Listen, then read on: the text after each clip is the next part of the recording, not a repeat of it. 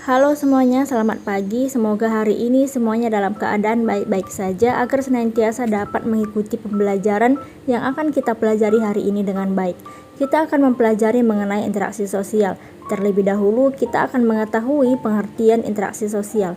Apa itu interaksi sosial? Interaksi sosial merupakan hubungan timbal balik berupa aksi yang saling memengaruhi antar individu, individu dengan kelompok dan antar kelompok. Dalam hubungan ini, individu atau kelompok tersebut dapat saling bekerja sama atau bahkan berkonflik secara formal maupun informal, secara langsung maupun tidak langsung sebagai bentuk interaksi tersebut. Untuk dapat terjadinya suatu interaksi sosial memerlukan beberapa syarat, yaitu yang pertama, terdapat setidaknya 2 orang. Interaksi sosial membutuhkan setidaknya 2 orang. Dengan adanya minimal 2 orang yang saling berinteraksi, maka akan muncul juga kontak sosial dan psikologi. Selanjutnya yang kedua, adanya tujuan bersama. Tujuan bersama dalam suatu interaksi sosial memegang peranan yang penting. Hal ini karena tujuan bersama akan menjadikan interaksi menjadi efektif.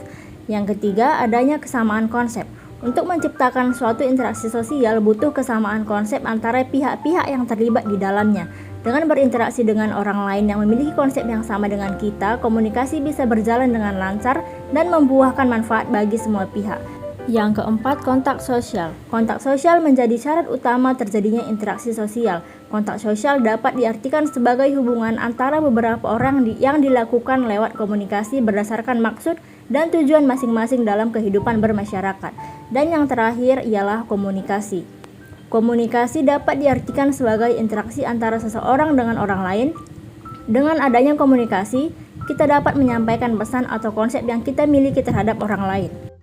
Selanjutnya, faktor yang mempengaruhi interaksi sosial. Dalam proses terjadinya interaksi sosial, ada beberapa faktor yang mempengaruhinya. Faktor tersebut antara lain yang pertama, imitasi. Imitasi merupakan tindakan seseorang meniru orang lain. Hal ini ditiru dengan beragam bentuknya, misalnya gaya berpakaian, gaya berbicara, bahasa, dan sebagainya.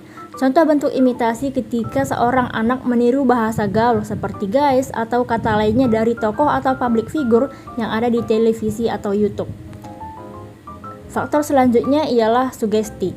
Sugesti merupakan semacam pandangan, sikap, atau pendapat yang diberikan oleh seseorang dan diterima oleh pihak lainnya. Contoh dari sugesti adalah ketika seseorang membeli produk kecantikan setelah terpengaruh oleh pandangan iklan di televisi yang mengatakan jika membeli produk tersebut wajah konsumen akan lebih bening dan bercerah. Selanjutnya, identifikasi. Identifikasi adalah kecenderungan seseorang untuk menjadi sama dengan orang lain. Hal ini lebih mendalam dari imitasi. Contoh dari identifikasi adalah seseorang yang rela menghabiskan banyak uang untuk operasi plastik agar tubuh dan wajahnya merupai Barbie atau artis idola lainnya. Dan selanjutnya ialah simpati. Simpati merupakan keadaan di mana orang merasa tertarik dengan pihak lainnya. Orang yang memiliki simpati dan lebih mudah merasakan perasaan yang sedang dialami oleh pihak lain tersebut. Misalnya ketika bencana alam terjadi, seseorang turut merasakan kesedihan dari para korban bencana, sekalipun orang tersebut tidak mengalami bencana secara langsung. Selain faktor yang mempengaruhi interaksi sosial juga memiliki beberapa karakteristik atau ciri-ciri. Yang pertama ialah jumlah pelaku lebih dari 1 orang. Hal ini karena interaksi membutuhkan aksi dan reaksi. Jika seseorang memberikan suatu aksi atau tindakan agar dikatakan sebagai bentuk interaksi, tindakan tersebut haruslah direspon oleh orang lain. Adanya komunikasi menggunakan simbol-simbol tertentu. Simbol yang paling umum digunakan untuk berkomunikasi adalah bahasa. Satu hal yang perlu diperhatikan adalah simbol yang disampaikan haruslah dipahami oleh pihak-pihak yang berkomunikasi agar berkomunikasi tersebut berjalan dengan lancar.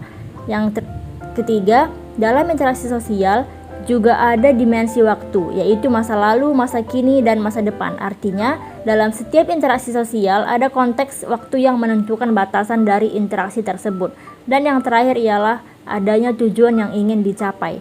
Pihak yang berinteraksi tentulah memiliki tujuan-tujuan yang ingin dicapai. Akan tetapi tidak menutup kemungkinan juga bahwa ada tujuan-tujuan yang berbeda di antara pihak yang berinteraksi. Tujuan tersebut menentukan apakah interaksi akan mengarah kepada kerjasama atau malah mengarah kepada pertentangan.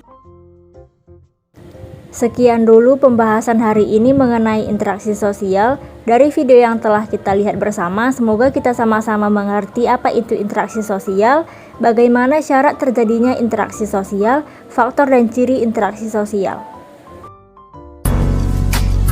Nah, setelah melihat dan mendengarkan penjelasan dari video pembelajaran yang telah ditayangkan tadi, coba kalian amati di lingkungan sekitar kalian terkait satu contoh kasus yang sering terjadi, yaitu di mana dapat kita lihat orang-orang yang sudah jarang sekali melakukan interaksi sosial secara langsung. Bahkan tak jarang kita temui banyak masyarakat yang melakukan interaksi hanya dengan handphone. Nah, dari kasus ini coba kalian jelaskan apa faktor penyebab masyarakat kurang melakukan interaksi secara langsung, dan coba kalian temukan cara mengatasi ketika seorang anak mengalami kesulitan dalam melakukan interaksi sosial secara langsung. Atau kalian juga bisa mengamati kasus berikut ini. Kemudian, setelah kalian mengamati kasus yang telah diberikan, maka kalian harus membentuk kelompok yang terdiri dari 3-4 orang dalam satu kelompok. Kemudian kalian harus mampu memecahkan permasalahan dari kasus yang telah kalian amati tadi. Lalu setelah itu, kalian melakukan diskusi dalam kelompok kalian dan buatlah beberapa pertanyaan yang kalian tidak pahami terkait interaksi sosial yang semakin menurun. Selain dari materi yang telah kita pelajari bersama, kalian juga dapat mendalami kasus tersebut dengan membaca berbagai sumber seperti dari jurnal, buku, atau mencari di internet namun dengan informasi yang dapat dipercaya. Setelah kalian menemukan dan mengumpulkan data dan informasi yang telah kalian peroleh, coba kalian berikan solusi mengenai masyarakat yang jarang melakukan interaksi secara langsung. Kemudian setelah kalian menyelesaikan penyusunan data, kalian secara bergiliran akan menyampaikan atau mempresentasikan hasil analisis kalian terkait dengan materi, dan selanjutnya kalian akan memberikan kesimpulannya. Kepada kelompok yang menampilkan atau mempresentasikan hasil analisis terbaik akan mendapatkan reward sebagai apresiasi. Sekian arahan tugas yang harus kalian lakukan. Semoga apa yang kita pelajari hari ini selalu bermanfaat. Selamat mengerjakan dan terima kasih.